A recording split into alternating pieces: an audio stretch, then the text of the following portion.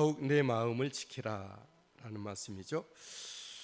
우리의 영적 생활의 센터는 하나님이 우리 안에 넣어주신 마음입니다.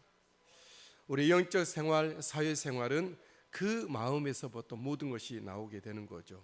심지어 우리의 건강도 마음의 건강이 몸의 건강으로 이어지게 되고 몸의 건강은 삶의 건강으로 이어지겠죠. 그 출처가 마음이라는 거죠. 마음 관리에 따라서 건강이 달라진다. 우리의 즐거움도 우리의 죄악도 그 출처가 그 큰 뿌리가 마음이라고 하는 것이죠. 하나님 앞에 예배하고 찬양하고 기도하는 것도 마음 다하여 그렇게 하는 것이죠. 우리 주님은 마태복음 15장 18절에 이렇게 말씀하셨어요. 입에서 나오는 것들은 마음에서 나오니, 우리 언어조차도 입에서 나오는 것이 아니라 마음에서부터 나오는 것이다 라는 거죠. 이에 관한 또 다른 말씀입니다. 잠언 4장 23절에 모든 지킬 만한 것 중에 더욱 내 마음을 지키라. 생명의 근원이 이에서 남이니라. 생명의 근원이 마음 지킴에서 난다라고 하는 것이죠. 창세기 6장 5절에 보면 우리 하나님이 노아의 홍수 때 홍수를 심판하시기 전에 하나님이 살피신 부분이 있어요. 6장 5절에 여호와께서 사람의 죄악이 세상에 가득함과 그의 마음으로 생각하는 모든 계획이 항상 악할 뿐임을 보시고, 세상의 죄악이 가득함도 가득함이지만 그보다도 하나님이 모든 인생들을 노아의 식구들 외에 다 심판할 수밖에 없던 것은 모든 사람들의 마음으로 생각하는 것이 항상 악할 뿐이고 마음으로 생각하는 것을 보셨다라고 하는 거죠. 여호수아서 22장 5절에 우리 하나님을 섬길 때 너는 마음을 다하며 성품을 다하여, 그러세요. 마음을 다하여. 사실 마음이 안 가는 곳에 몸이 가기가 어렵죠. 몸이 가도 얼마 버티질 못하죠. 버틴다 할지라도 열매가 있지 아니하고 참된 삶을 살 수가 없는 것이죠. 우리의 모든 것은 마음에 있기 때문에 우리의 기쁨도 건강도 우리의 사회생활도 영적 생활도 마음이 있기 때문에 우리의 마음으로 하나님을 섬기고 우리의 마음을 새롭게 하고 우리의 마음의 관리를 하나님의 말씀과 성령으로 잘 이루어갈 수 있게 되길 바랍니다. 우리 주님의 산상수훈은 그 부분을 율법과 복음을 대비하면서 말씀합니다. 무엇보다 마음에서부터라는 것을 주님은 인지하시고 그것을 주지시키시고 말씀하고 계시는 거죠. 살인, 사람을 죽이는 죄, 살인죄의 성립 시점이 어디서부터냐라는 거죠. 율법에서는 또 사회적으로도 실제 살인을 행하게 되는 순간 그 사람은 살인죄가 적용이 되는 거죠. 하지만 복음에서는 예수님이 산에서 황금률, 복음률을 말씀하실 때 마음에서 나온 말만으로도 살인과 같은 심판을 받는다 이렇게 말씀하셨어요. 요즘 인격살인 그런 말을 하게 되는데 바로 그런 것이죠. 마음에서 나오는 말이 사람을 죽일 수 있고 주님은 하나님 앞에서는 살인과 다름이 없다라는 거죠. 실제 우리가 말 한마디 잘못해서 악한 말을 듣고 사람들이 목숨을 끊는 아파트 투신하는 그 경우도 있죠. 말 한마디 말이, 그 말은 어디서 나왔죠? 마음에서. 지나가는 실수의 말은 그렇게 그것도 이제 안 되지만 그보다 진짜 저 사람이 그런 말을 했는가 그것을 살피고 만약 그렇댔을 때는 그 사람들이 인격 살인을 받을 수 있다. 21절 옛 사람에게 말한 바 살인하지 말라 누구든지 살인하면 심판을 받게 되리라 했다는 것을 너희가 들었으나 22절 나는 너희에게 이르노니 형제에게 노하는 자마다 심판을 받게 되고 형제를 대하여 라가라는 자는 공회에 잡혀가게 되고 미련한 놈이라 하는 자는 지옥불에 들어가리. 우리가 마음에서 나오는 그런 분노를 표출할 때 심판을 받게 되고 전쟁과도 같은 것이죠. 형제에 대해 라가라, 바보라는 말, 멍청이 이런 뜻이죠. 이런 말을 하는 것도 마음에서 진짜 그런 말을 했다 그러면 그것은 공회에 잡혀가서 재판을 받게 된다. 미련한 놈이라 하는 자는 지옥불에 들어가게 돼. 하나님이 용서하지 않는다라는 거죠. 마음의 관리가 이렇게 중요하죠. 예배자로서 우리 하나님 깨끗한 마음으로 예배를 드려야 되잖아요. 근데 우리의 정결함의 시점이 어딘가를 본문에서 말씀하고 있어요. 우리 정결함 시점은 하나님 앞에 나가서 어떤 예배를 행할 때, 또 주님 앞에 뭐 죄를 회개하고 뭐 그런 것 다, 그것도 하나님이 우리 일반적으로 생각할 때는 회개 시점으로 여겨지지만, 산 위에서 황금률을 말씀하신 예수님은 다르게 말씀하십니다.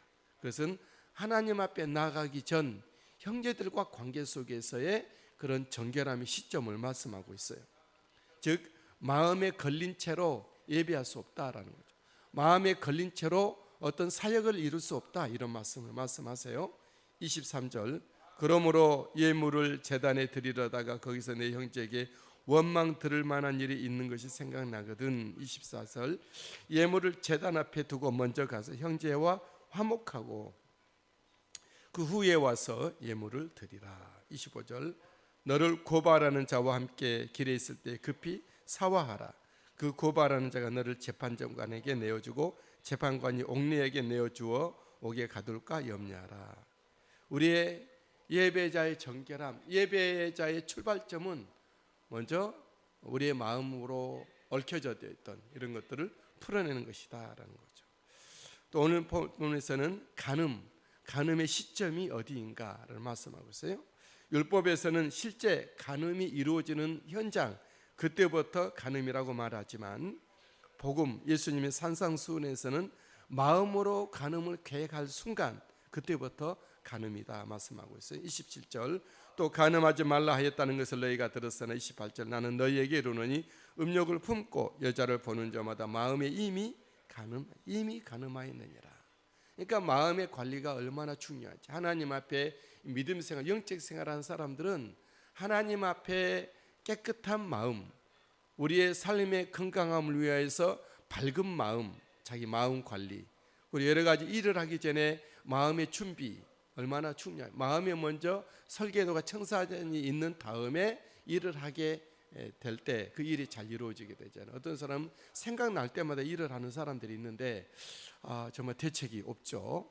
마음의 관리가 그렇게 중요하다라는 거죠. 우리가 글을 쓸 때도 먼저 마음에 글의 청사진을 가지고 글을 쓰지 않습니까?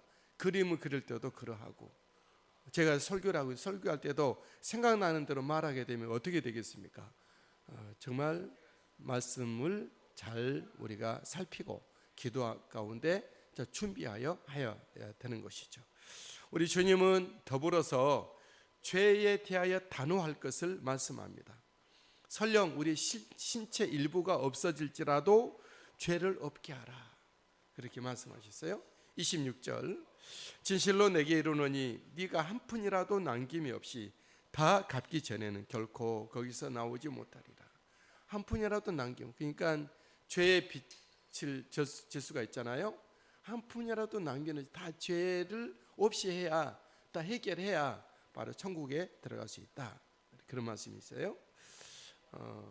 또 이 죄 모든 걸 해결해야 거기서 나오리라. 자유하고 우리가 하나님의 은혜를 누리고 축복을 누리고 하나님의 사역이 열매를 맺고 거기서 나올 수 있는 것은, 얽매이고 막히고 어떤 문제투성이 함정에서 나올 수 있는 것은 바로 이걸 다 해결을 해야 나올 수 있다, 그런 말씀이 있어요.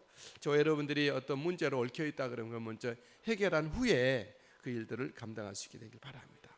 29절, 만일 내 오른눈이 너를 실족하게 하거든 빼어내버리라. 내 백체 중 하나가 없어지고 온몸의 지옥에 던져지지 않은 것이 유익하며. 30절, 또한 만일 내 오른손이 너를 실족하게 하거든 찍어내버리라. 내 백체 중 하나가 없어지고 온몸이 지옥에 던져지지 않은 것이 유익하니라. 이 말씀대로 우리가 할 것 같으면 모든 사람이 다 눈을 빼내야 될 것입니다. 모든 사람이 오른팔 자르고 왼팔 자르고 발 다 잘라야 될 것입니다. 무슨 말씀입니까? 정말 죄를 짓지 않기 위해서 팔을 자르고 눈을 빼라는 얘기가 아닙니다. 뭐죠? 죄에 대해서는 단호하게 거절하고 거부하고 죄에 합류하지 말라, 그런 얘기죠. 또 죄를 우리가 일으켰다면 그러면 신속하게 회개하고 사과하고 하나님 앞에는 회개를 하고 사람에게는 화해를 하고 보상을 해주고 그런 일을 해야 된다는 거죠.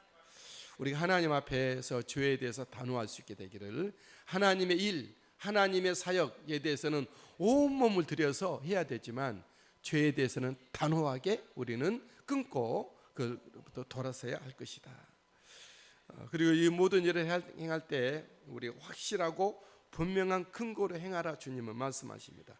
율법에서는 이혼에 있어서 증서, 마음에 안 들면 이혼 증서를 써서 이혼 서류를 통해서 아내를 버릴 수 있지만 복음에서는 음행 이유 외에는 아내를 버릴 수 없다 말씀합니다. 31절 또 일렀을 때 누구든지 아내를 버리려거든 이혼 증서를 줄 것으로 하였으나 율법에서는 이혼 증서로 이혼이 가능했었어요.